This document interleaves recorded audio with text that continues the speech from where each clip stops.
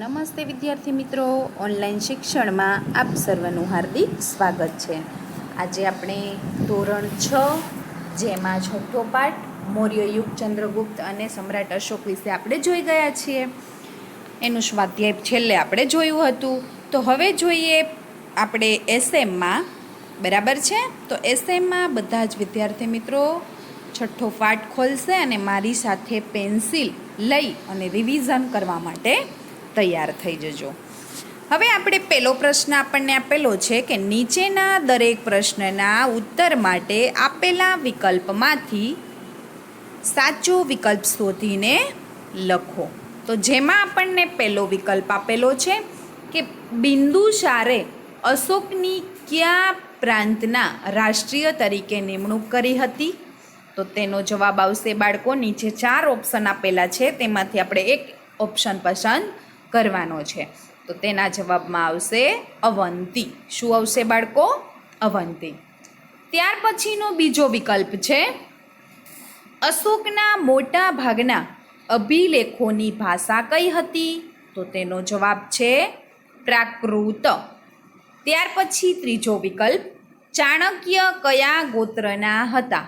તો તેનો જવાબ છે કૌટિલ્ય. કયા ગોત્રના હતા બાળકો? કૌટિલ્ય ગોત્રના. ત્યાર પછી ચોથો વિકલ્પ અશોકે કેટલામી બૌદ્ધ ધર્મ પરિષદ બોલાવી હતી? તો તેનો જવાબ છે ત્રીજી. ત્યાર પછી પાંચમો અશોકના પિતાનું નામ શું હતું? તો તેનો જવાબ આવશે બિંદુસાર. શું હતું બાળકો? બિંદુસાર. ત્યાર પછી છઠ્ઠો વિકલ્પ મૌર્ય વંશનો અંતિમ શાસક કોણ હતું? તો તેનો જવાબ છે બૃહદ્રથ. કોણ હતું? બૃહદ્રથ. ત્યાર પછી બીજો પ્રશ્ન આપણને આપેલો છે કે નીચે આપેલી ખાલી જગ્યા પૂરો. પેલી ખાલી જગ્યા કે સારનાથનો વિશાળ સ્તંભ સમ્રાટ ખાલી જગ્યા દ્વારા નિર્માણ કરવામાં આવ્યો હતો? તો તેનો જવાબ છે અશોક દ્વારા. કોના દ્વારા? સમ્રાટ અશોક દ્વારા નિર્માણ કરવામાં આવ્યો હતો. ત્યાર પછી બીજું, ખાલી જગ્યાનો સ્તંભ ભારતનું રાષ્ટ્રીય પ્રતીક છે. તો કોનો સ્તંભ ભારતનું રાષ્ટ્રીય પ્રતીક છે? તો કે સારનાથનો. કોનો? સારનાથનો. ત્યાર પછી ત્રીજું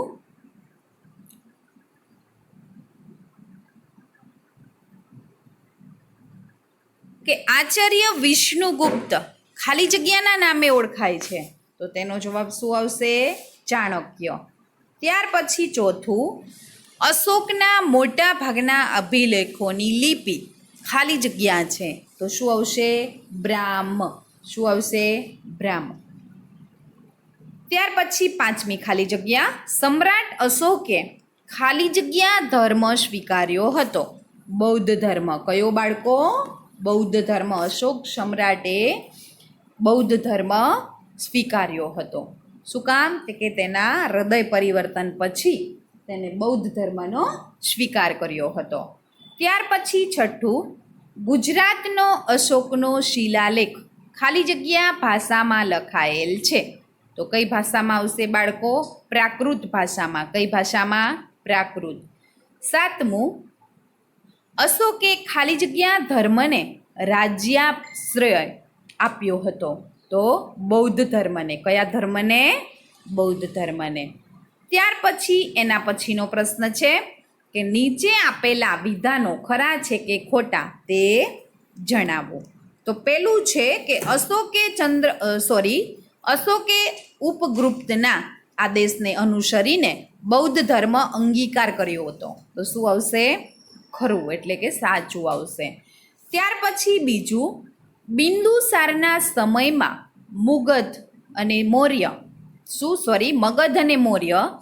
સામ્રાજ્યમાંથી સ્વતંત્ર થઈ ગયું? શું કીધું છે? કે બિંદુસારના સમયમાં મગધ અને મૌર્ય સામ્રાજ્યમાંથી સ્વતંત્ર થઈ ગયું હતું? તો કે ખોટું. ત્યાર પછી ત્રીજું ચંદ્રગુપ્તે પોતાની અંતિમ અવસ્થા શ્રવણ બેલગોડામાં વિતાવી હતી? સાચું. છેલ્લી એની અંતિમ અવસ્થા ક્યાં હતી? બેલગોડામાં હતી. કોની? તો કે ચંદ્રગુપ્તની. ત્યાર પછી ચોથું, ધમ્મ મહામાત્રનું કાર્ય જૈન ધર્મનો પ્રચાર કરી અને પ્રજાનું નૈતિક ધોરણ ઊંચું લાવવાનું હતું. તો શું આવશે? ખોટું.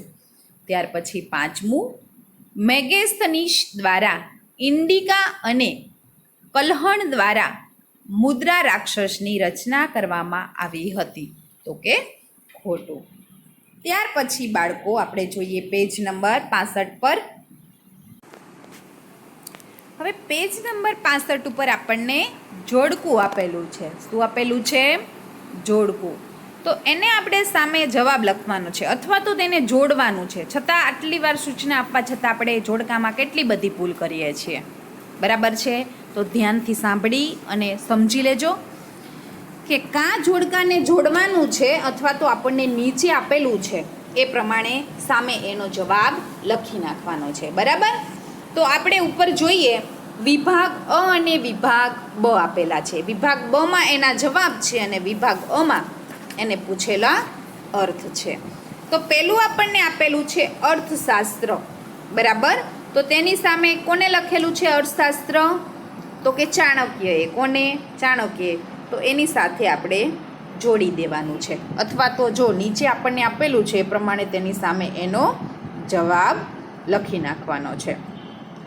ત્યાર પછી બીજું આપેલું છે મુદ્રા રાક્ષસ. તો એની સામે શું આવશે બાળકો? તો કે વિશાખ દત્ત. કોને લખ્યું છે? તો કે વિશાખ દત્તે. અથવા તો એનો જવાબ આવી રીતે લખી નાખવાનો છે. ત્યાર પછી ત્રીજું ઇન્ડિકા. હવે ઇન્ડિકામાં શું આવશે? મેગેસ્થનીશ આવશે. આવશે ને? હા, તો એની સાથે જોડી દો અથવા તો આવી રીતે લખી નાખવાનું છે. ત્યાર પછી ચોથું દીપવંશ અને મહાવંશ, જે બૌદ્ધ ગ્રંથો હતા. બરાબર છે ને? હા, તો એની સાથે જોડી દેવાનું છે અથવા તો નીચે આપ્યું છે એ પ્રમાણે આપણે લખી લેવાનું છે. સમજાઈ ગયું જોડકું? ત્યાર પછી આગળનો પ્રશ્ન આપણને આપેલો છે કે નીચે આપેલા પ્રશ્નના એક એક વાક્યમાં ઉત્તર લખો. બરાબર? તો આપણને 5 પ્રશ્ન આપેલા છે. કેટલા છે બાળકો? 5. તો પહેલો પ્રશ્ન આપણે જોઈએ કે મૌર્ય સામ્રાજ્યને વહીવટી સરળતા ખાતર કેટલા વિભાગમાં વહેંચવામાં આવ્યું હતું બાળકો? તો કે 3 વિભાગમાં વહેંચવામાં આવ્યું હતું. કેટલા વિભાગમાં? 3 વિભાગમાં. તો તેનો જવાબ આવશે 3 વિભાગમાં. ત્યાર પછી બીજું, અશોકે ગૌતમ બુદ્ધના કયા કયા સિદ્ધાંતોના પ્રચાર પર ભાર મૂક્યો હતો? તો તેનો જવાબ આવશે કે અશોક ગૌતમ બુદ્ધના પ્રેમ, દયા, કરુણા, અહિંસા, સદાચાર, અનુકંપા વગેરે સિદ્ધાંતો પર તેને પ્રચાર પર ભાર મૂક્યો હતો. ત્યાર પછી ત્રીજું, બિંદુસારના સમયમાં તક્ષશિલાનો બળવો કોણે દબાવ્યો હતો? તો તેનો જવાબ છે કે બિંદુસારના સમયમાં તક્ષશિલાનો બળવો અશોકે દબાવ્યો હતો. સમ્રાટ અશોકે એનો બળવો દબાવ્યો હતો. ત્યાર પછી ચોથો, આધુનિક ભારતની મોટા ભાગની લિપિઓ કઈ લિપિમાંથી વિકસે છે?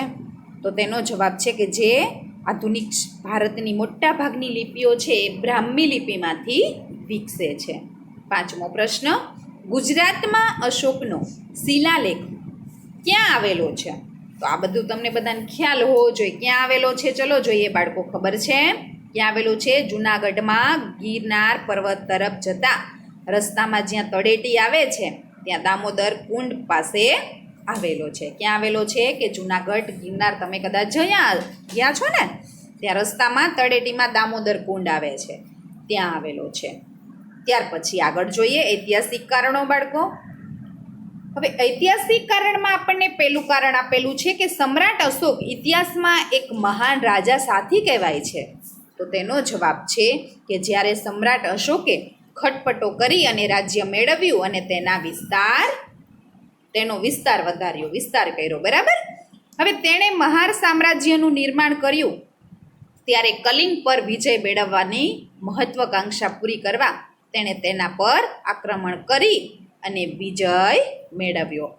ત્યારે યુદ્ધભૂમિ પર થયેલા લોહિયાણ અને હત્યાકાંડને જોઈ અને તેને સંતાપ થયો, પશ્ચાતાપ થયો હતો અને તેના હૃદયમાં પરિવર્તન થયું હતું. તેણે ભવિષ્યમાં કદી યુદ્ધ ન કરવાનો તેને નિર્ણય કર્યો અને તે ધર્માપ્ત દેશ બની ગયો. એવી રીતે સમ્રાટ અશોક છે એક મહાન રાજા બની ગયો છે. બરાબર. ત્યાર પછી ટૂંકમાં ઉત્તર આપણને આપેલા છે, જેમાં આપણને પહેલો ટૂંકમાં ઉત્તર આપેલો છે કે સમ્રાટ અશોકનું વિશાળ સામ્રાજ્ય ક્યાં સુધી ફેલાયેલું હતું.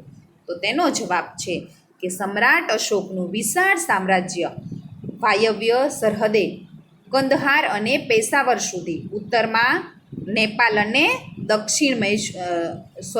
ઉત્તરમાં નેપાલ સુધી, પછી દક્ષિણમાં મૈસૂર સુધી, પશ્ચિમમાં ગુજરાત અને પૂર્વમાં મગધ તેમજ કલિંગ સુધી તેનો વિશાળ વિસ્તાર ફેલાયેલો હતો.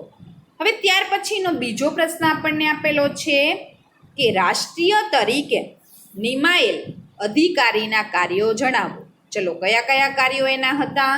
તો તેનો જવાબ છે કે સમગ્ર પ્રાંતમાં શાંતિની વ્યવસ્થા જાળવણી કરવી, તેમજ પ્રાંતમાં બનતા બનાવોથી સમ્રાટને સતત વાકેફ કરતા રહેવું, ત્યાર પછી રાજાના આદેશોનું પાલન કરાવવું અને કરવેરા ઉઘરાવવા.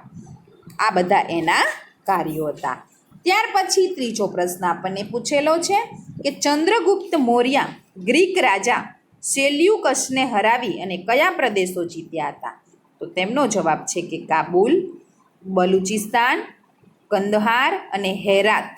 આ 4 રાજ્યો જેને મૌર્ય ગ્રીક રાજાએ સેલ્યુકસને હરાવી અને આ 4 રાજ્યો જીત્યા હતા. ત્યાર પછી જોઈએ પેજ નંબર 66 પર. ચોથો પ્રશ્ન આપણને આપેલો છે પેજ નંબર 66 પર કે મૌર્ય વંશની જાણકારી મેળવવાના સ્ત્રોતો જણાવો. ચલો, કયા કયા સ્ત્રોતો હતા બાળકો? તો આપણે જોઈએ તો કે પહેલો કયો સ્ત્રોત હતો કે મૌર્ય સમ્રાટોએ જે કોતરાવેલ શિલાલેખ છે, સ્તંભાલેખો છે અને સ્તૂપો અને વિહારો વગેરે. બરાબર. ત્યાર પછી બીજું તો કે વિશાખદંતનું મદ્રા રાક્ષસનું નાટક એક છે. ત્યાર પછીનો ત્રીજો સ્ત્રોત કયો હતો? તે કે દીપવંશ અને મહાવંશ જેવા બૌદ્ધ ગ્રંથોનો. ત્યાર પછી ચોથો મેગેસ્તનિસનો ગ્રંથ ઇન્ડિકા અને પાંચમો હતો સ્ત્રોત કે કૌટિલ્યકૃત અર્થશાસ્ત્ર. બરાબર. આ 5 સ્ત્રોતો જે મૌર્ય વંશની જાણકારી મેળવવાના હતા. ત્યાર પછી પાંચમું બ્રાહ્મી લિપિ વિશે સમજ મેળવો. તો કે આધુનિક ભારતમાં જ્યારે મોટા ભાગની લિપિઓ બ્રાહ્મી લિપિમાંથી વિકસી છે. અહીં તેમજ અ અક્ષર જુદી જુદી લિપિઓમાં જોઈ શકો છો. આપણે ચોપડીમાં પણ જોયું હતું અને અહીંયા જુઓ અ શબ્દ બધામાં જુદો જુદો આપેલો છે. જોયો, તમિલમાં આવો અ થાય છે, મલયાલમાં આવો થાય છે, બાંગ્લામાં આવો થાય છે, દેવનાગરીમાં આવો થાય છે, એટલે કે આપણે હિન્દીમાં. ત્યાર પછી બ્રાહ્મીમાં પ્રારંભિક અ આવો થાય છે. બરાબર. તો કે બધા જ ઓલામાં જુદો જુદો અ થાય છે. ત્યાર પછી સવિસ્તાર ઉત્તર જોઈએ, જેમાં પહેલો સવિસ્તાર આપેલો છે કે સમ્રાટ અશોકે બૌદ્ધ ધર્મના પ્રચાર માટે શું કર્યું હતું? તો તેનો જવાબ છે કે તે દેશભરમાં ફર્યા હતા. ત્યાર પછી તેણે તેના અધિકારીઓને બૌદ્ધ ધર્મનો ઉપદેશ આપવા આજ્ઞા કરી હતી. ત્યાર પછી તેણે બૌદ્ધ ધર્મના પ્રચાર માટે તેના પુત્ર મહેન્દ્ર અને પુત્રી સંઘમિત્રાને સિલોન મોકલ્યા હતા.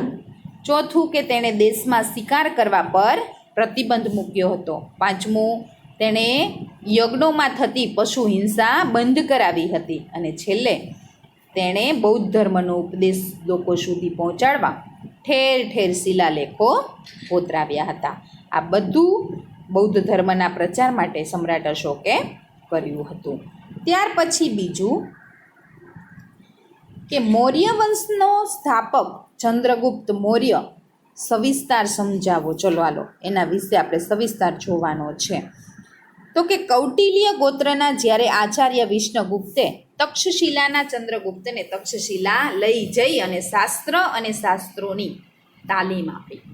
હવે વિષ્ણુગુપ્તની તાલીમ અને માર્ગદર્શનથી ચંદ્રગુપ્ત મૌર્ય ઈસવીસન પૂર્વ 321માં નંદવંશના અંતિમ શાસક ધનનંદને હરાવીને મગધ પર મૌર્ય વંશની સ્થાપના કરી. તેણે ગ્રીક રાજા સેલ્યુકન્સને નિકેતરને હરાવી અને 4 પ્રદેશો જીત્યા. તેમજ તેને ચંદ્રગુપ્તની બહાદુરીથી પ્રભાવિત થઈ અને સેલ્યુકસે પોતાની પુત્રી હેલેનાને ચંદ્રગુપ્ત સાથે પરણાવી. હવે ચંદ્રગુપ્તે લગભગ સમગ્ર ભારતમાં સાર્વભૌમ સત્તા સ્થાપી હતી અને ભારતમાં સૌપ્રથમ સામ્રાજ્ય સ્થાપનાર ચંદ્રગુપ્ત મૌર્ય, જે મગધની ગાદી પર 24 વર્ષ સુધી શાસન કર્યું હતું. ત્યાર પછી ત્રીજો પ્રશ્ન છે કે મૌર્ય યુગનું કેન્દ્રીય વહીવટતંત્ર સમજાવો. ચલો, એનું વહીવટતંત્ર કેવું હતું તેના વિશે આપણને કહ્યું છે. તો તેનો જવાબ છે, જો આપણને 3 વિભાગમાં વહેંચાઈ ગયેલું છે, તમે જોઈ શકો છો, છે ને, મૌર્ય યુગનું વહીવટી તંત્ર, જેમાં પહેલું છે કેન્દ્રીય, બીજું છે પ્રાંતીય અને ત્રીજું છે પ્રાદેશિક. બરાબર, 3 વિભાગમાં વહેંચાઈ ગયું છે. હવે એના કેન્દ્રીય વહીવટ કઈ રીતે ચાલે છે? તો કે કેન્દ્રીય વહીવટતંત્ર સમ્રાટ શાસન વ્યવસ્થામાં કેન્દ્ર સ્થાને હતું અને તે સમગ્ર સામ્રાજ્યને વહીવટ, લશ્કરી અને ન્યાયતંત્રનો વડો હતો. તેનું પદ વંશ પરંપરાગત હતું અને પાટલીપુત્ર અને તેની આજુબાજુનો પ્રદેશ સમ્રાટના સીધા અંકુશ હેઠળ હતો. તે મંત્રીઓ અને ઉચ્ચ અધિકારીઓની મદદથી વહીવટ ચલાવતો. ચાણક્યએ કુલ 18 ખાતાઓ દર્શાવ્યા હતા. જો અહીં આપણને 6 ખાતા આપેલા છે. પહેલું ખાતા વિભાગ, બીજું ખેતી વિભાગ, ત્રીજું લશ્કરી ખાતું, ન્યાય ખાતું, વ્યાપાર ખાતું, દફતર ભંડોળ ખાતું અને મુદ્રા ખાતું. બરાબર છે. એનો વહીવટ કોણ કરે છે એના વડા વિશે પણ સામે આપેલું છે. જુઓ વિભાગ બમાં કે આ એટલા બધા વિભાગ હતા અને સામે એના વડા કોણ હતા? તો કે ખેતી વિભાગમાં કોણ હતું? તો કે સીતાધ્યક્ષ હતા. ત્યાર પછી ખાતું કહીએ ને, ખાતા વિભાગમાં કોણ હતું? તો કે ઉપરી વડા હતા. ત્યાર પછી લશ્કર ખાતું તો કે સેનાની હતા. ન્યાય ખાતું તો કે પ્રદેશત્રી હતા. વ્યાપાર ખાતું તો કે પણ્યાધ્યક્ષ હતા. દફતર ભંડોળ તો કે મહા અક્ષપટલ હતા. ત્યાર પછી મુદ્રા ખાતું મુદ્રાધ્યક્ષ હતા. આવી રીતે બધા જ ખાતાનો અલગ અલગ વિભાગ તરીકે તેઓ વહીવટ કરતા હતા. તો અહીંયા આપણે પાઠ 6નું રિવિઝન પૂરું કરીએ છીએ બાળકો. ઘરેથી તમારે એસએમમાંથી આપણે રિવિઝન ચાલુ કરીશું. તો એસએમમાંથી પાઠ 5 અને 6ના વિકલ્પો લખી અને પાકા કરવાના છે. બરાબર છે, ઓપ્શન લખવાના નથી. તો અહીંયા લેશન પણ તમારે સરસ વ્યવસ્થિત રીતે કરવાનું છે અને સાથે સાથે પાકું પણ કરતું જવાનું છે. 7મ 8મ પછી આપણી મંથલી બીજી આવશે. બરાબર, એટલે ઘરે વાંચજો, રખડતા નહીં. 7મ 8મ છે, 2 દિવસ રમજો, ના નથી. બરાબર છે. તો સાથે સાથે આપણે રિવિઝન પણ કરતા જઈશું. જય હિન્દ, વંદે માતરમ.